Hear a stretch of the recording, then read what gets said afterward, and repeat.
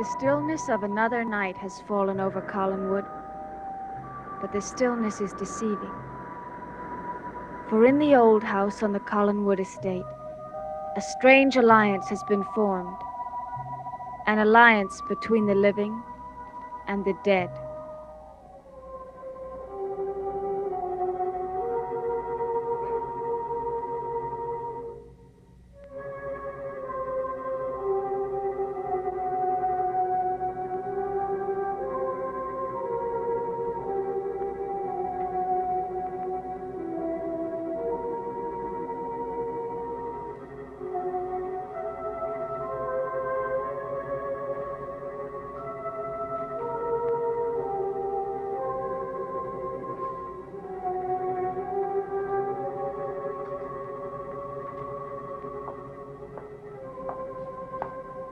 I'll be giving you your injection in about 20 minutes. Well, Doctor, I was beginning to think that you weren't going to come out of your little playroom for the rest of the evening. Injections take time to prepare and must be prepared with caution. Don't you realize that one mistake could mean your life? Wrong, Doctor. One mistake could mean your life.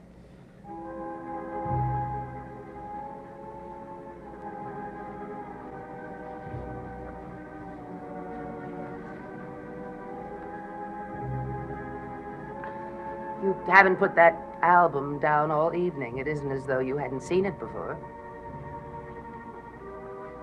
I like looking at the family album. Especially this last few weeks, I've particularly liked and been fascinated by the portrait of Jeremiah Collins. Why? Because he bears an uncanny resemblance to Burke Devlin. I loathe the sight of both men.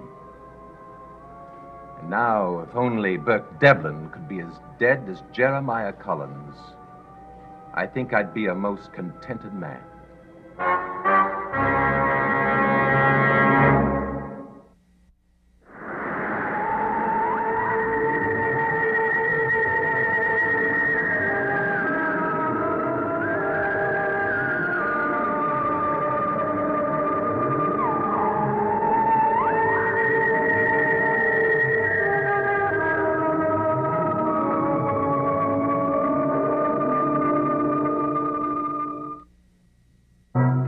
We've agreed for the sake of these experiments that you're not to harm anyone. That includes Mr. Devlin. The risk would be too great. I merely wished he were dead.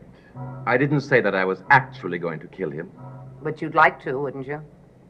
I'd relish the opportunity. Just don't make the opportunity. Doctor, I'll be a lot easier to get on with if you don't start giving orders. I find it a most unattractive habit in a woman. Huh? You seem rather sensitive today. What's bothering you? Nothing.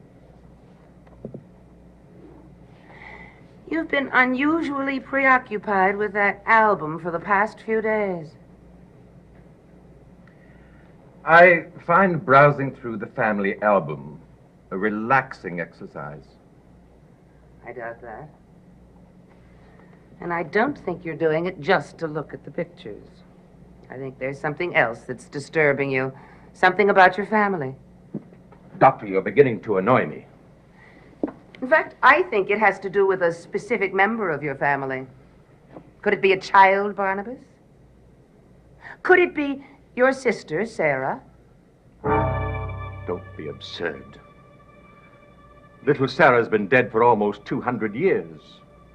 So have you, Barnabas. But you've come back. Why can't she? What a ridiculous question. Sarah's was dead when she was 10 years old. She was the soul of innocence. She hadn't been afflicted by the same problem I had. I find it very egotistical of you to think that only your kind can come back from death. Haven't you ever heard of ghosts, Barnabas? Or does the thought of a ghost frighten you? Doctor, you are beginning to wear on my patience. On the contrary, you're wearing on mine. The first experiments, a few days ago, were very successful. The initial injection created a dramatic change in the structure of your blood cells.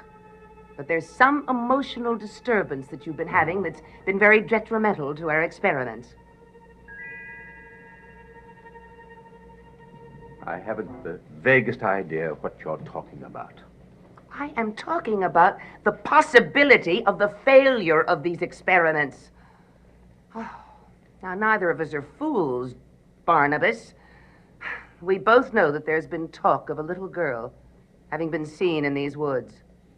There was a little girl that helped Maggie to escape from you. The description of this little girl could very well be your sister, Sarah.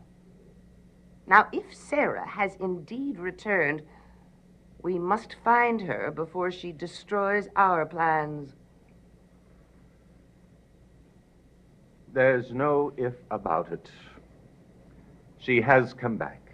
How do you know that? Because she made contact with me the other evening. How? What difference does it make? What matters is that she's here. And I don't know why. Did you actually see her? No. Well, then how do you know that it was her? Because I heard her singing. I'd know that voice anywhere. Where were you when you heard her singing? Never mind. Where were you, Barnabas? It doesn't matter where I was. The important thing is that I heard her, that's all. Oh.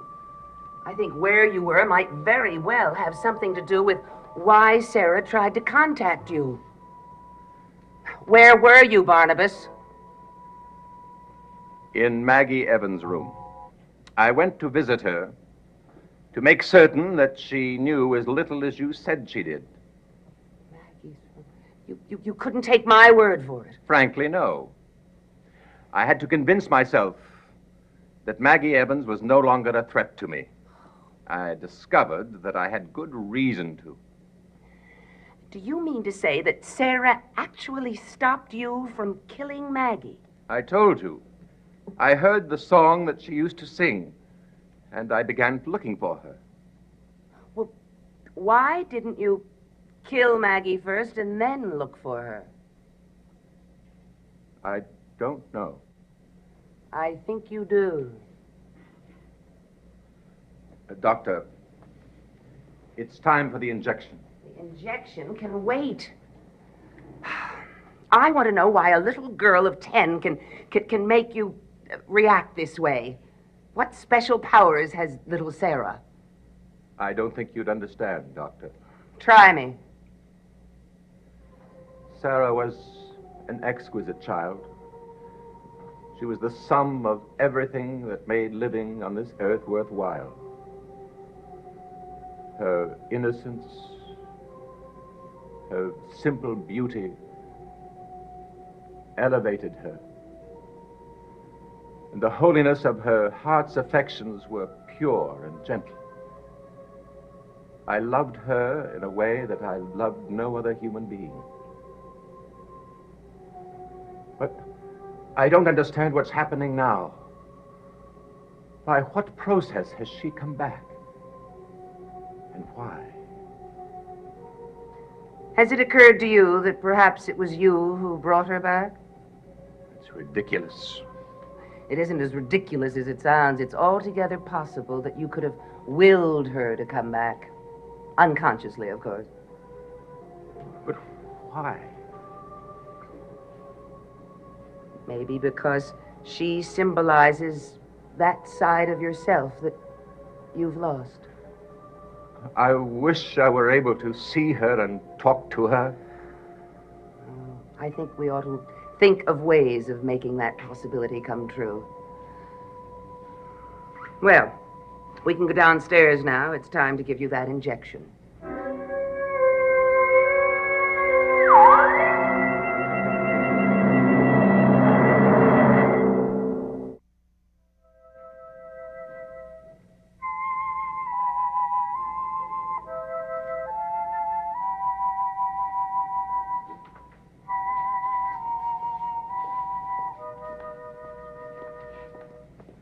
Hello, Vicky. Oh, Mrs. Stoddard, I thought you were going to bed early tonight. Well, I found out that I wasn't that tired. What about you? Haven't you got a date with Bert? Yes, he should be here any minute. Have you made any decision about his proposal? That's what I was thinking about when you came in. And? I haven't decided yet. Well, don't let me or anyone else rush you or influence you. It's a very important decision. Take your time and make it carefully.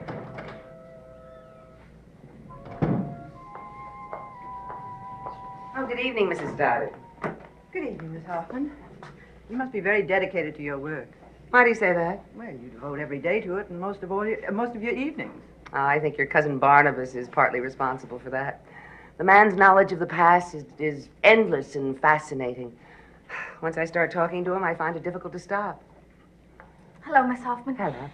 If you'll excuse me, Burke should be here any minute, and I promised him I'd meet him out in the terrace. Oh. We may see you later. Barnabas is going to come by and take me into Collinsport. Oh, well, I hope I do see you. Good night. Good night. Good night.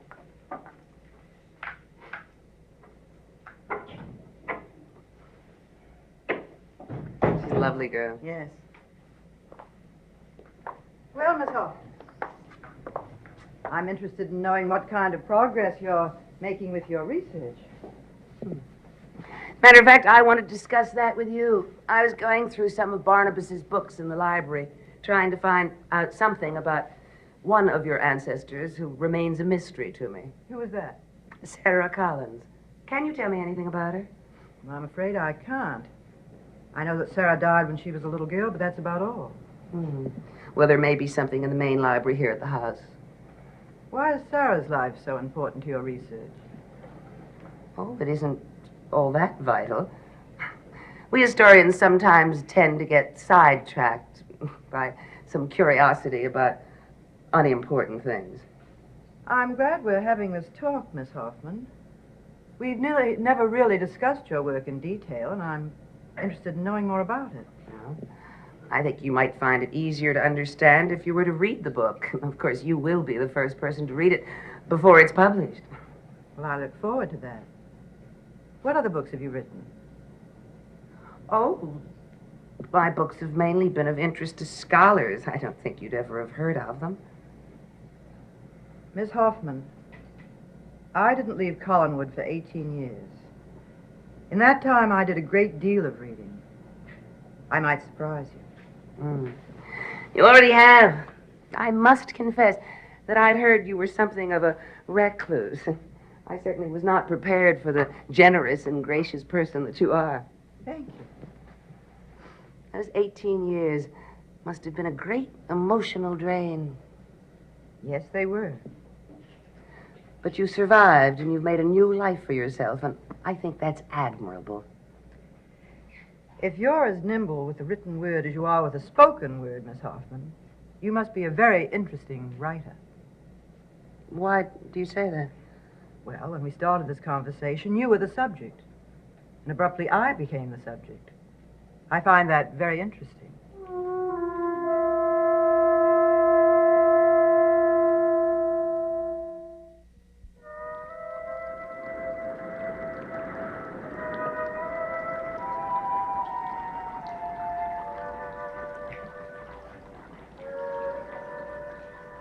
Setting couldn't be more perfect. Warm summer evening, terrace overlooking garden, sky full of moonlight, and a man and woman in love. And you, Mr. Devlin, are late. I'm sorry.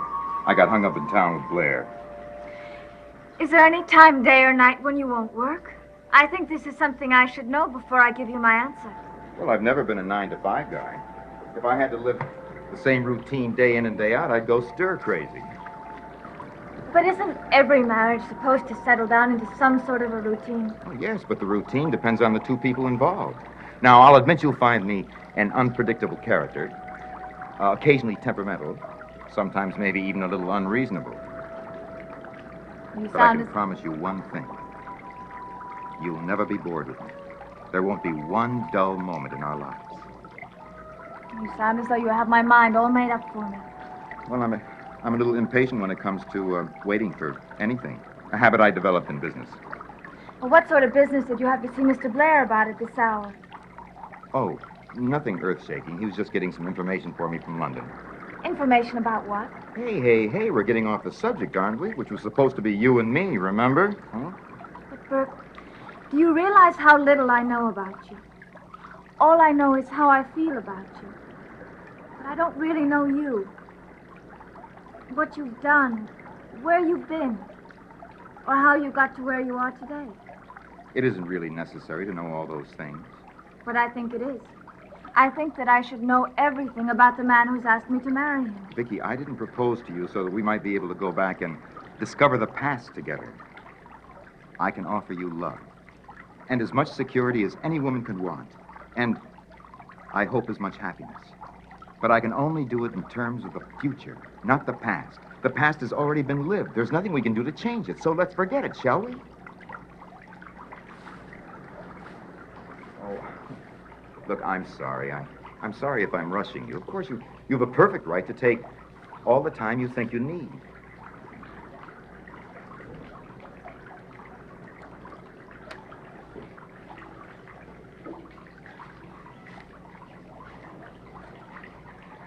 Burke, What? yes. Yes, what? Yes, I'll marry you. Impatience, temperament, and all. Vicky. Hey, what was all that talk about not knowing me? Well, I said I know the way I feel about you, and that's what's important, isn't it? Yes, it is. Any doubts I've had the past few days, they've had to do with me. But I think I know what I want. I've made up my mind. You'll never be sorry, Vicky. Believe me.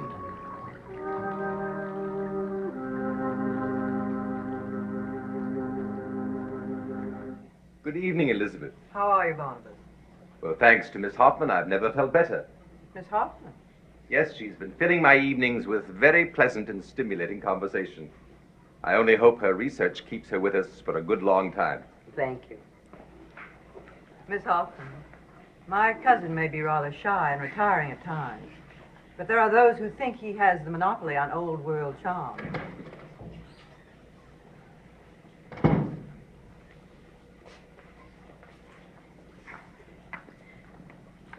Mrs. Stoddard, I have something I want to tell you. What is it, Vicky? Oh, would you like to be alone with Mrs. Stoddard? No, I want everybody to hear. Burke and I are going to be married. Vicky, that's wonderful. I couldn't be happier for you.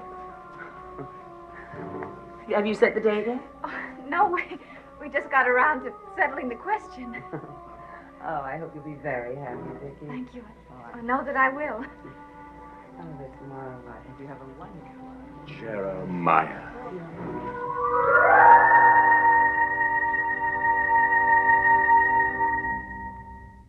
Man. Oh. Congratulations, Burke. I think you're both very lucky. Thank you, Liz. Barnabas, you haven't said a word. You know, of course, that I'm in favor of anything that would bring you happiness. I know. And I do appreciate it. Well, now, I trust that you'll excuse me.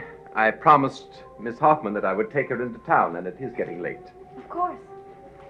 Good night, Vicky. Congratulations, Mr. Devlin. Thank you. Good night, Mrs. Stoddard. Good night, Miss Hoffman. Good night, Vicky. Good night, Elizabeth. Barnabas. Mr. Devlin. Good night.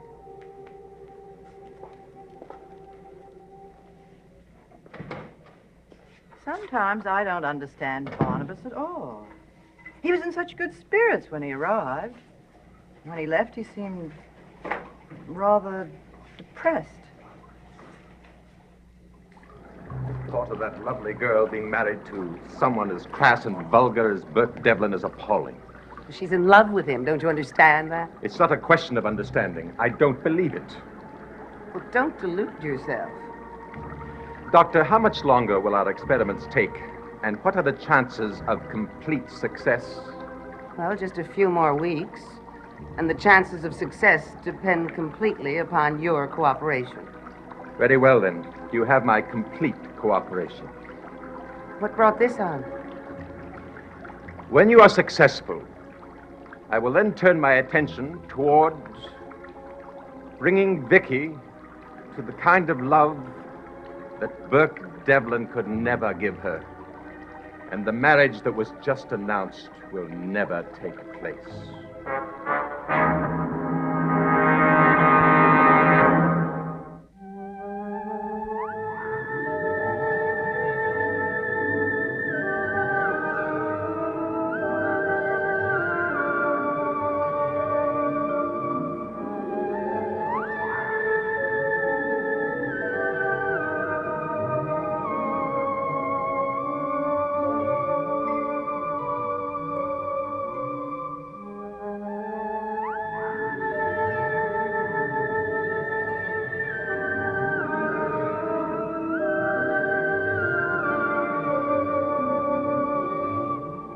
Dark Shadows is a Dan Curtis production.